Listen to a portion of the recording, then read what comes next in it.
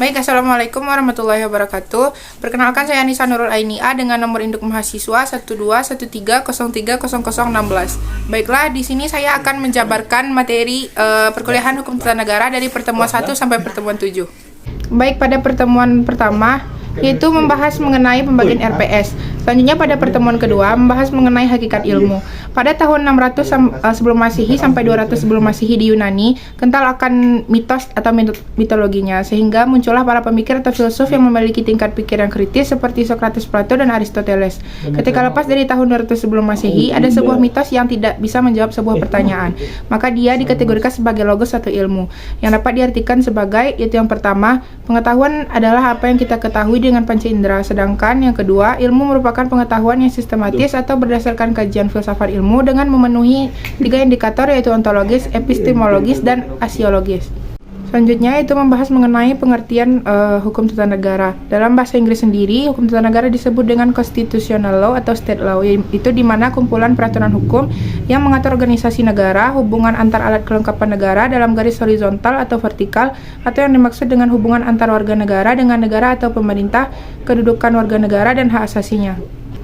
Selanjutnya ada menurut para ahli, yaitu yang pertama menurut Van Vollenhoven, yaitu hukum tata negara adalah mengatur semua masyarakat hukum atasan dan masyarakat hukum bawahan.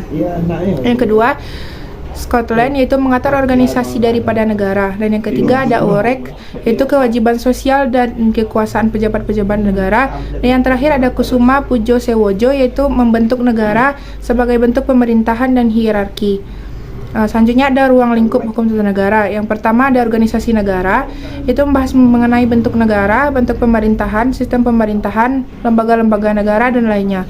Yang kedua mengenai struktur pejabat negara, dan yang ketiga pembagian kekuasaan dan hubungannya atau trias politika. Yang terakhir itu membahas mengenai sumber-sumber hukum tata negara.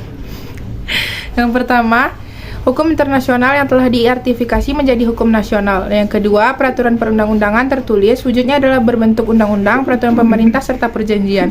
Dan yang ketiga, nilai-nilai konstitusi atau hukum adat. Selanjutnya, jurisprudensi, peradilan ketetapan hukum atau mengambil fatwa dari yang sebelumnya. Dan constitutional convention atau kebiasaan ketatanegaraan. Dan terakhir, doktrin hukum yang telah ditetapkan terlebih dahulu. Selanjutnya pada pertemuan ketiga membahas mengenai asas-asas hukum tata negara. Asas sendiri ialah karakter, prinsip, atau ciri khas. Nah, objek dari hukum tata negara sendiri itu ialah negara itu sendiri. Selanjutnya membahas mengenai bentuk-bentuk negara hukum. Yang pertama ada formal, terbagi atas individualisme, yaitu di mana sebuah negara memberikan kebebasan kepada masyarakat untuk melangsungkan kehidupan berbangsa dan bernegara. Yang ke B, negara sendiri berfungsi atau hadir saat dibutuhkan. Yang ke C ada monopoli, yaitu di mana peran negara sangat dominan atau kebalikan dari individualisme. Pada monopoli sendiri, negara sangat mengatur dalam hal-hal apapun. Yang kedua ada material. Yang pertama ada kolektif, yaitu di mana negara bersifat konsensus antara masyarakat dan pemerintah untuk mewujudkan keadaan. Yang B ada dominasi negara, yaitu tidak memberikan ruang kepada masyarakat dalam partisipasi politiknya. Yang C ada welfare state, atau negara yang memberikan kesejahteraan kepada masyarakatnya dalam sandang, pangan, dan papan. Maka disinilah terjadinya keseimbangan antara masyarakat dan pemerintahan. Selanjutnya ada asas-asas dalam hukum tata negara. Yang pertama ada asas negara kesatuan, terbagi atas A desentralisasi, yaitu pelimpahan sebagian kewenangan pusat kepada pemerintahan daerah atau otonomi negara. Yang B ada dekonsentrasi, yaitu pelimpahan penyelenggaraan pemerintah pusat kepada pemerintahan pusat. Yang C ada tugas pembantuan, yaitu pelimpahan penyelenggaraan pusat ke daerah yang bila mana memang membutuhkan bantuan. Yang kedua, asas negara hukum. Ciri negara hukum sendiri menurut International Commission of Jurists di Bangkok 1965 itu ada A. jaminan HAM, B. badan kehakiman bebas, C. pemilu yang bebas, D. kebebasan menyatukan pendapat, E. kebebasan berserikat, dan F yang terakhir pendidikan kewarganegaraan. Yang terakhir ada asas demokrasi, yaitu indikatornya menurut Afan Ghaffar. Yang pertama A. penyelenggaraan kekuasaan berasal dari rakyat. Yang B. penyelenggaraan kekuasaan secara bertanggung jawab. Yang C. adanya partisipasi langsung atau tidak langsung. D. rotasi kekuasaan. E. pemilu. Dan yang terakhir kebebasan dijadikan hak-hak dasar manusia. Pertemuan keempat yaitu membahas mengenai teori dan bentuk susunan negara. Yang pertama ada negara kesatuan atau unitary state, di mana negara kesatuan ini ialah negara berdaulat yang diselenggarakan sebagai suatu kesatuan tunggal, di mana pemerintah pusat adalah yang tertinggi dan satu-satunya substansionalnya hanya menjalankan kekuasaan-kekuasaan yang dipilih oleh pemerintah pusat dan didelegasikan. Yang pertama, terbagi antara yang pertama ada vertical management model, di mana pembagian kekuasaan vertikal merupakan pembagian kekuasaan negara berdasarkan tingkatnya, yaitu pembagian kekuasaan pada beberapa tingkatan dalam pemerintahan seperti provinsi, kota maupun kabupaten. Contohnya Inggris dan Jepang. Yang B ada central representative model, adalah di mana pemerintahan pusat sendiri terdapat di ibu kota negara yang tidak selalu terletak di tengah-tengah. Contohnya Swedia, Spanyol, dan Denmark. Yang ketiga, unification model, yaitu Kamus Besar Bahasa Indonesia sendiri mendefinisikan unifikasi sebagai hal yang menyatukan atau hal yang menjadikan seragam.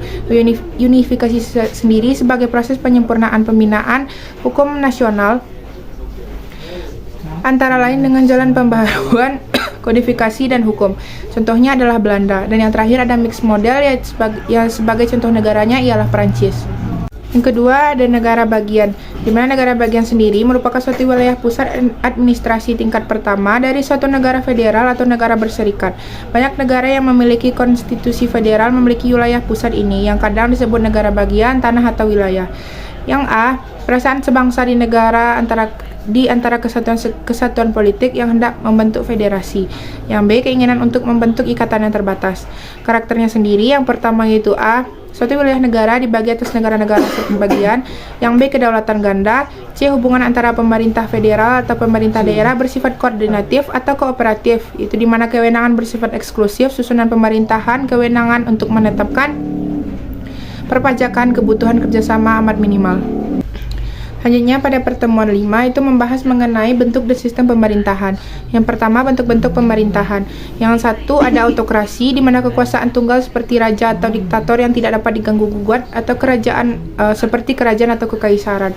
Yang kedua ada oligarki, yaitu pemerintahan yang dijalankan oleh beberapa orang atau yang berkuasa dari golongan atau kelompok tertentu. Yang ketiga ada monarki, di mana kekuasaan dipegang seorang raja atau kaisar, berlangsung sepanjang perjalanan hayat atau keturunan dari yang berwenang. Yang terakhir ada republik, di mana bentuk pemerintahan ini dijalankan berdasarkan kedaulatan rakyat. Sedangkan menurut Aristoteles, bentuk negara sendiri terbagi menjadi, yaitu pertama bentuk sempurna monarki dengan dampak kemerosotannya deposit dan tirani. Yang kedua bentuk sempurna aristokrasi dengan dampak kemerosotannya oligarki dan plutokrasi. Yang terakhir bentuk sempurna politia atau pemerintahan langsung atau kota dengan dampak kemerosotannya demokrasi. Selanjutnya ada siklus teori atau bentuk pemerintahan yang berputar atau rotasi pemerintahan. Pertama ada monarki, di mana kekuasaan dipegang satu orang atas dasar kepentingan keturunan. Yang B ada tirani, yaitu kekuasaan dipegang satu orang sewenang-wenang dan pemerintahannya bisa dikatakan sangat jelek. Dan yang ketiga ada aristokrasi, yaitu di mana kekuasaan dipegang oleh beberapa orang dan orang ini memiliki kepentingan. Yang keempat ada oligarki, di mana kekuasaan dipegang oleh beberapa orang dan berkepentingan. Yang selanjutnya demokrasi, kekuasaan dijalankan oleh rakyat dan demi kepentingan rakyat.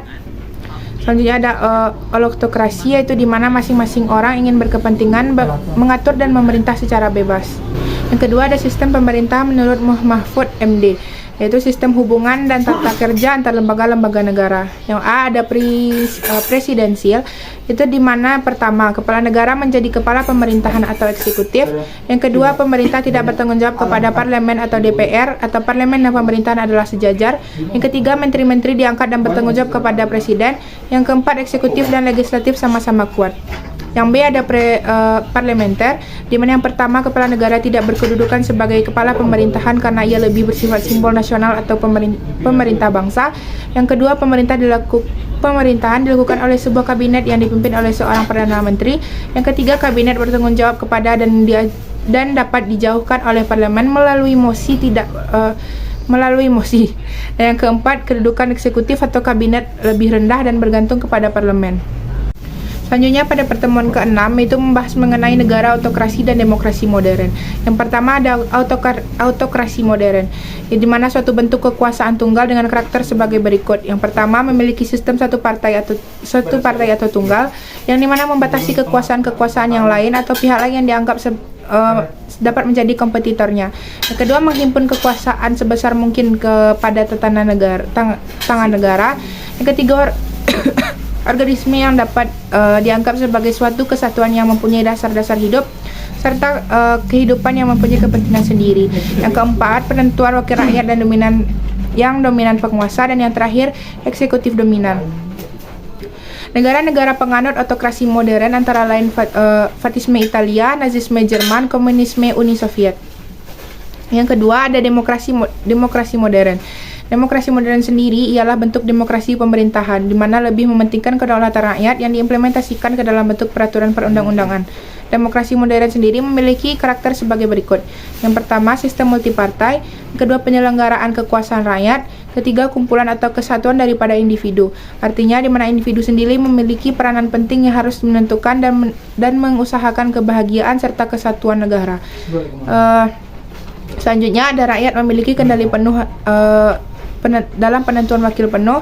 Yang terakhir, undang-undang dominan. Contoh negara yang penganut demokrasi modern ialah Indonesia.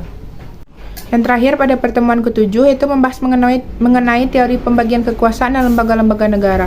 Pembagian kekuasaan sendiri ialah sebuah prinsip di mana kekuasaan negara sebaiknya tidak diserahkan kepada orang atau satu badan saja. Konsep pembagian kekuasaan yang dikemukakan John Locke kemudian disebut sebagai teori trias politica. Yang A ada pelaksanaan pembatasan kekuasaan. Menurut Maurice de Fourger, ada beberapa cara pelaksanaan pembatasan kekuasaan, diantaranya yang pertama itu langsung, di mana bentuk pemulihan peranan penguasa, yang kedua pembagian kekuasaan, dan yang ketiga kontrol dari jurisdiksiansi, yang kedua menambah atau memperkuat kekuasaan pihak yang diperintah, yang ketiga pengendalian kelaliman pihak penguasa dari masyarakat. Hal ini dapat dilakukan dengan A. Pembatasan kekuasaan penguasa secara federalisme yang bersifat intern atau dalam negara atau internal. Yang B. Pembatasan kekuasaan penguasa yang diselenggarakan oleh pengawasan internasional atau eksternal. Yang B ada trias politica. Trias politica sendiri berasal dari bahasa Yunani yaitu tri yang berarti tiga, as yang berarti poros atau pusat, dan politika yang memiliki arti kekuasaan. Secara utuh, trias politika sendiri diartikan sebagai suatu ajaran yang mempunyai keanggapan bahwa terdapat tiga macam kekuasaan dalam sebuah negara. Yang pertama itu Prancis pada abad ke-16. Yang pertama ada fungsi diplomasi, yang B fungsi defensi, yang C fungsi finansi, yang D fungsi justisi, yang terakhir fungsi polisi. Yang kedua John Locke yaitu pada tahun 1632 sampai 1704. Yang pertama ada fungsi legislatif, fungsi eksekutif, dan fungsi federatif. Yang tiga ada dari Montesquieu pada tahun 1748 yang menyebutnya dengan spirit of law, di mana A ada legislatif yaitu kekuasaan membuat undang-undang dalam peristilahan baru yang sering disebut sebagai rule making fungsional. Yang contohnya adalah DPR. Yang B ada fungsi eksekutif, di mana kekuasaan melaksanakan undang-undang atau rule application function. Contohnya adalah presiden dan satuan kerja pemerintah. Yang terakhir ada fungsi yudikatif, di mana kekuasaan mengadili atas pelanggaran undang-undang atau rule adjudication function. Contohnya ialah kehakiman. Baiklah, sekian pemaparan materi perkuliahan hukum tata negara dari saya dari pertemuan 1 sampai 7. Mohon maaf apabila ada kesalahan kata, kesalahan kalimat atau yang lainnya. Terima kasih. Assalamualaikum warahmatullahi wabarakatuh.